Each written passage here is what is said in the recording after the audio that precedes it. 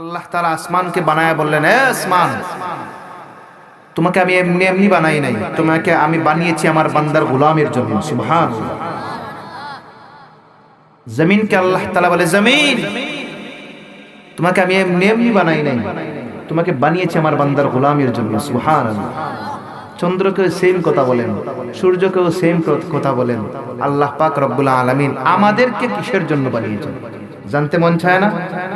আল্লাহ পাক রব্বুল আলামিন এত কিছু বানাইলেন 6 দিনে, তার তুলনায় তো আমরা 1 সেকেন্ডও লাগার কথা না। আল্লাহ পাক রব্বুল আলামিন বলে, বান্দা, আমি তোরে বানাইছি টানা 9 মাস লাগিয়ে তোরে বানাইছি। সুবহানাল্লাহ। আল্লাহরে বললাম, আল্লাহ, ওগো আল্লাহ, এত বড় বড় জিনিস বানাইলেন মাত্র 6 দিনে। দয়ার মালিক, এত বড় বড় জিনিস বানাইলেন 6 দিনে, আমাদেরকে বানাইতে এত সময় নিলেন কেন? আল্লাহ তাআলা ডাক দিয়া বলে, বান্দা,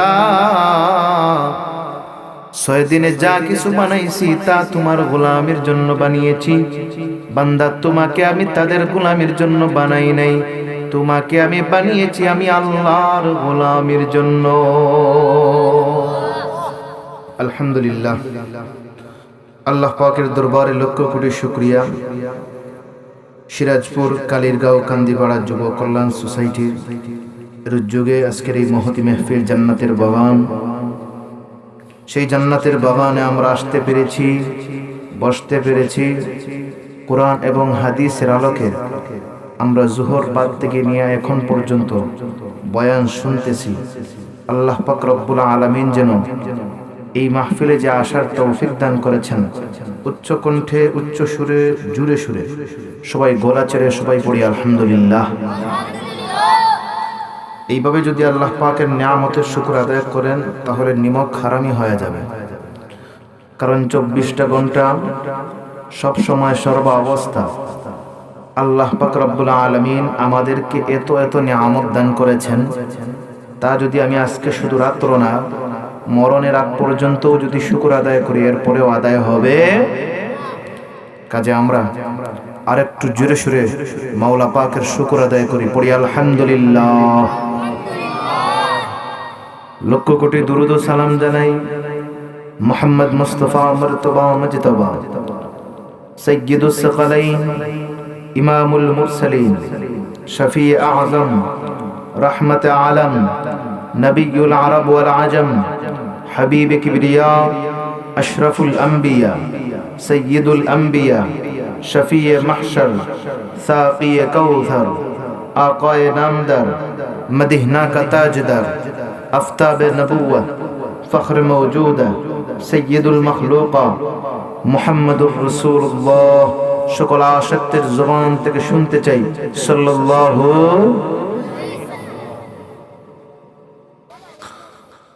আল্লাহ পাক রব্বুল আলামিন আমাদেরকে অসংখ্য অগণিত নিয়ামত দান করেছেন। অসংখ্য নিয়ামতের মধ্যে একটি নিয়ামত হলো আল্লাহ পাক রব্বুল আলামিন আমাদেরকে আখিরি নবী, কামলিওয়ালা নবী, রাহমাতুল লিল আলামিন নবীর উম্মত বানিয়েছেন। সুবহানাল্লাহ।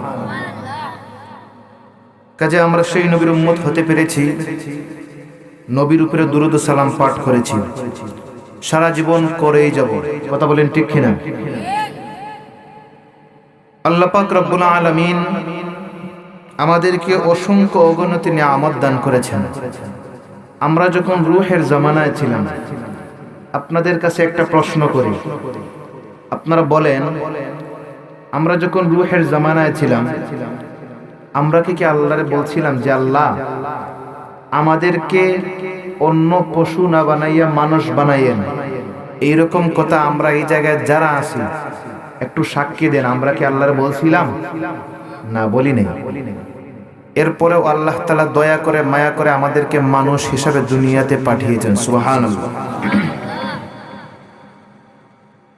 এর থেকেও বড় নিয়ামত, যেই নবীর উম্মত হওয়ার জন্য আদম থেকে ঈসা রূহুল্লাহ পর্যন্ত সবাই আল্লাহর কাছে দোয়া করছিল। এখন বলেন, আমরা কি আল্লাহরে বলছিলাম যে আল্লাহ আমাদেরকে আদম থেকে ঈসা রুহুল্লাহ পর্যন্ত কারো নবীর উম্মত বানায়েন না, শুধু মুহাম্মদুর রাসূলুল্লাহ সাল্লাল্লাহু আলাইহি ওয়াসাল্লামের উম্মত বানায়েন। এমন একটা সাক্ষী দেন যে আমরা আল্লাহরে বলছিলাম কি বলি নাই? এরপরেও আল্লাহ তাআলা দয়া করে মায়া করে রাহমাতুল লিল আলামিন নবীর উম্মত বানিয়েছেন। সুবহানাল্লাহ। আল্লাহ তাআলা এত নিয়ামত দান করেছেন। শুধু তাই না, দুনিয়াতে পাঠানোর পরে আল্লাহ পাক রব্বুল আলামিন আমাদেরকে অসংখ্য অগণিত নিয়ামত দেন। সকাল থেকে সন্ধ্যা পর্যন্ত, সন্ধ্যার থেকে নিয়ে ফজর পর্যন্ত, এইভাবে চলতে চলতে আমার বয়স 30 বছর, আমার বয়স 35 বছর, আমার বয়স 40 বছর, এইভাবে চলতে থাকে।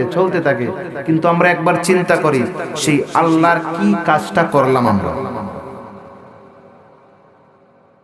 কারণ কোন জিনিস এমনি এমনি হয় না। এই মাইক তৈরি করেছে আওয়াজ দেওয়ার জন্য, আপনারা এই মঞ্চ সাজাইছেন এখানে বসার জন্য, আপনারা এই টেবিল বানিয়েছেন সেই টেবিলে খাবার খাওয়ার জন্য, এই সোফা তৈরি করেছেন বসার জন্য। অর্থাৎ প্রত্যেকটা জিনিস তৈরি করেন একটা উদ্দেশ্য নিয়ে। আল্লাহ পাক রব্বুল আলামিন তো আমাদেরকে এমনি এমনি জমিনে পাঠায় নাই। কথা বলেন ঠিক কিনা? আমাদেরকে অবশ্যই একটা কারণ নিয়ে বানাইছেন।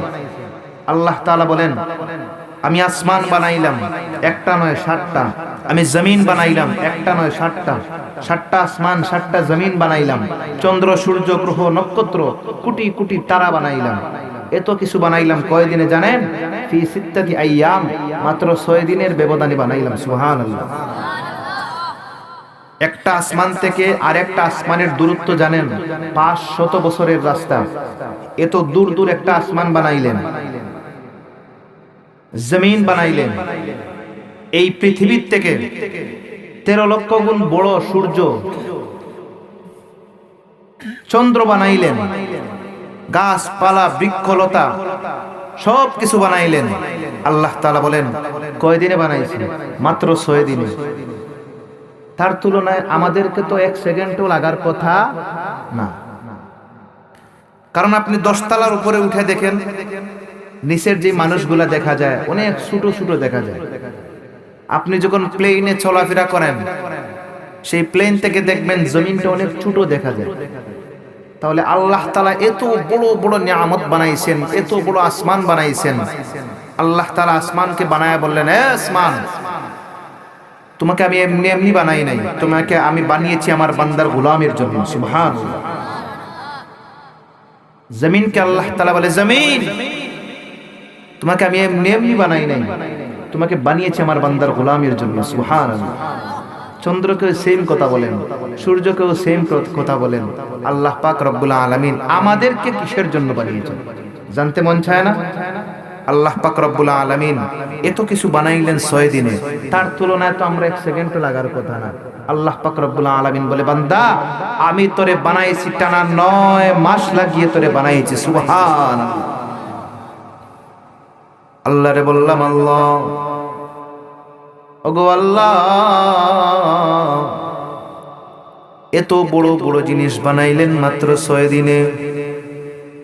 দয়ার মালিক, এত বড় জিনিস বানাইলেন 6 দিনে, আমাদেরকে বানাইতে এত সময় নিলেন কেন? আল্লাহ তাআলা ডাক দিয়া বলে, বান্দা,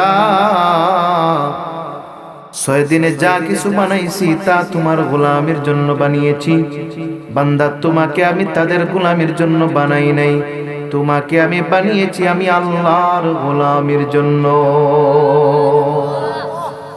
আল্লাহ তাআলা কোরআনের মধ্যে বলেন, ওয়া মা খালাকাতুল জিন্না ওয়াল ইনসা ইল্লা লিয়াবুদু। জোরে জোরে বলা যাবে কি আল্লাহু আকবার? আমি আল্লাহ মানুষ এবং জিন জাতিকে বানাইলাম ইবাদতের জন্য, গোলামির জন্য। আসমানকে বলে দিলাম, আসমান, তোর মধ্যে তুই মেঘ নিয়ে চলাফেরা করবি, সাবধান, একটা মেঘের ছাকাও তুই জমিনের মধ্যে ফালাইবি না। জমিনকে বলে দিলাম, জমিন, সাবধান, তুই বেশি শক্ত হবি না, বেশি নরম হবি না। তুই আমার বান্দাকে ভিটামিন দিবি, তুই আমার বান্দাকে গাছ দিবি, গাছের মধ্যে ফুল দিবি, ফুলের মধ্যে আবার ফলের ব্যবস্থা করে দিবি। সাবধান সাবধান, আমার বান্দার খেদমতের জন্য কোনো ত্রুটি না হয়। একটু জবান খুলে বলেন সুবহানাল্লাহ। আমি আল্লাহ তোমার সূর্য বানাইলাম, ওই সূর্যকে বলে দিলাম, সূর্য সাবধান, তুই বেশি তেজ দিবি না, তোর তেজ বেশি লাগলে আমার বান্দা কষ্ট পাবে। সাবধান, এমন ভাবে তেজ দিবি যেই তেজের মাধ্যমে জমিনটা উপকৃত হয়, আমার বান্দাগুলো কাজ করতে পারে। চন্দ্রকে বলে দিলাম, চন্দ্র তুই রাতের বেলা উঠবি, তবে বেশি আলো দিবি না, আমার বান্দার ঘুমের মধ্যে ডিস্টার্ব হবে।